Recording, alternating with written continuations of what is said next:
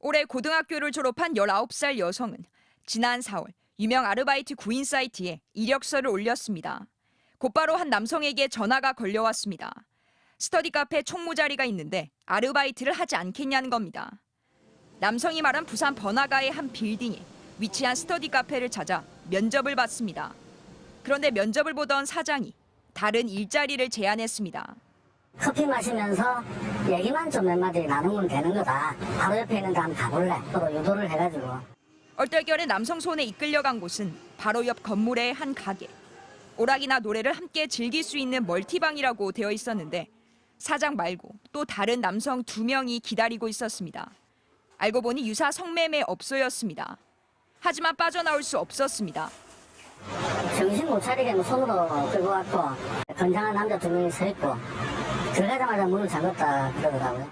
시내 한복판에서 그것도 대낮에 아르바이트 면접을 갔다가 감금과 성폭행까지 당한 겁니다. 이렇게 계단만 올라가면 스터디 카페에서 키스방까지 채 2분도 걸리지 않습니다. 해당 업소는 현재 폐업한 상태입니다.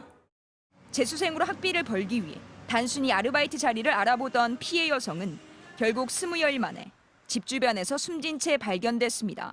초등학교, 중학교는 선거 1등 정도를 했고 학생회장도 했고 적극적이고 별명이 바른 생활맨이었어요. 경찰은 이들이 피해 여성을 성폭행한 뒤 성매매를 시키려던 것으로 보고 주범인 30대 가해 남성을 업무상 위력에 의한 간음 등의 혐의로 구속하고 또 다른 남성 2명은 불구속했습니다. MBC 뉴스 조민입니다. 피해 여성이 지원했던 아르바이트는 이 스터디 카페의 총무직이었습니다. 하지만 면접을 보던 가해 남성은 스터디 카페와 전혀 관련이 없었습니다.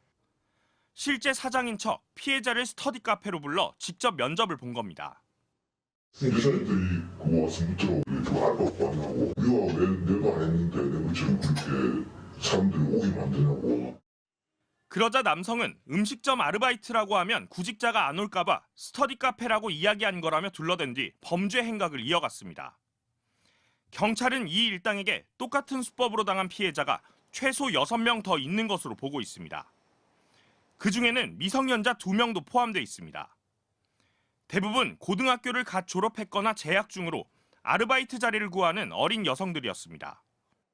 다른 피해자들이 소개해주고 이런 부분이 다 있기 때문에 전체적으로 피해자들이 많다 보니까.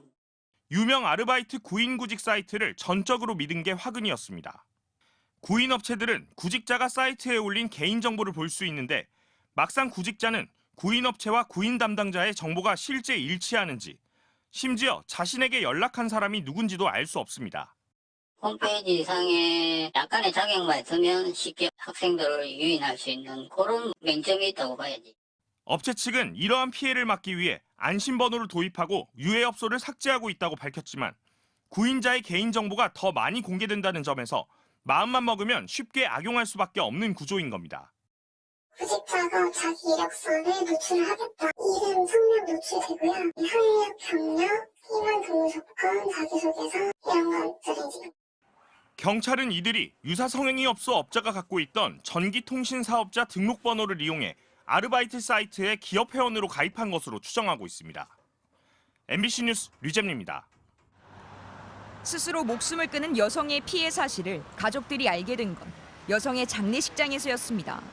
가족 누구에게도 말하지 못한 채 숨지기 전 친구에게 털어놨던 사실을 그제야 알게 된 겁니다. 상가에서 처음 접하게 됐어요. 경찰에서 포렌식 한 걸로 알고 있는데. 경찰이 지금까지 확인한 피해자는 6명으로 이 가운데 2명은 학생으로 알려졌습니다. 하지만 숨진 여성의 유가족들은 SNS를 통해 제보받은 피해자가 30명이나 더 있다고 밝혔습니다.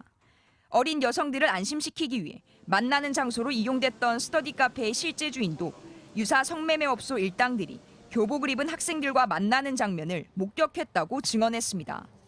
교복 입고 오고 이렇게 와요. 하루 오면은 2명이서 쉬면서 학생들이 면접 탈락했는 거 면접 앞으로 같이 때리고 간 거는 한두.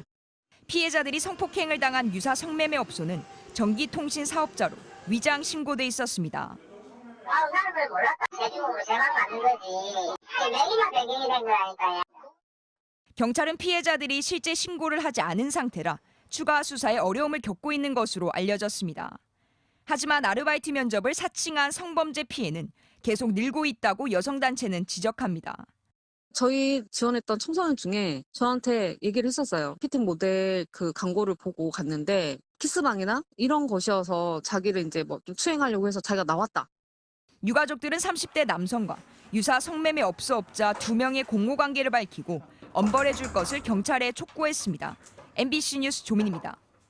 자, 앞서 보신 것처럼 피해자들은 일자리 알선 플랫폼을 이용했다가 범죄에 희생됐습니다. 어떻게 이런 일이 벌어질 수 있는지 경제팀 김하영 기자와 좀 더 자세히 이야기 나눠보겠습니다. 자, 김 기자, 요즘 그 중고 거래라든지 일자리 구할 때 이런저런 중개 앱들이 워낙 뭐 대중화돼 있고 많이들 이용들을 하고 있는데 이런 사건이 벌어진다는 건 상당히 충격적입니다.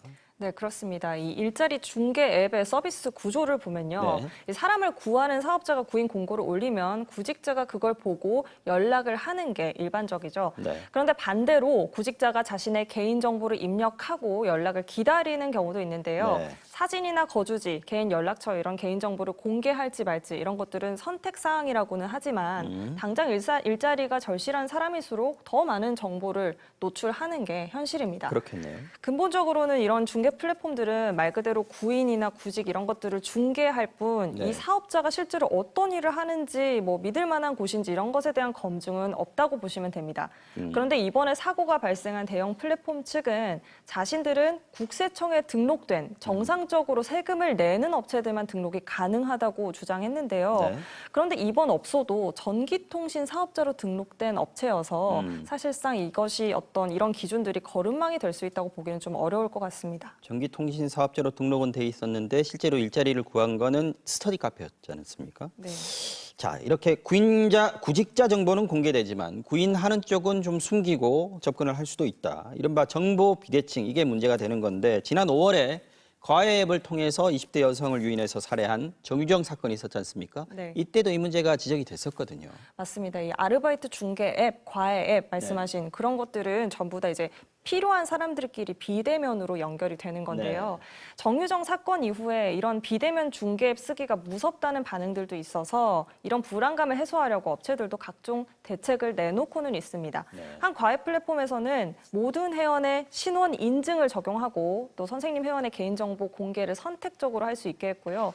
대면을 해야 된다면 공공장소에서 3명 이상 만날 것을 권고하는 가이드라인을 내놓는 이런 수준들입니다.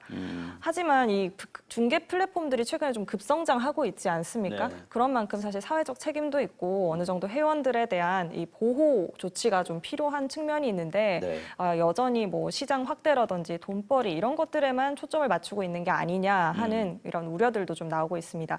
지금으로서는 회원 보호 장치나 이런 법적인 감시 장치가 없기 때문에 네. 사용자들이 알아서 조심해야 되는 그런 실정입니다. 알아서 조심해야 된다. 좀 답답하군요. 김하영 기자 잘 들었습니다.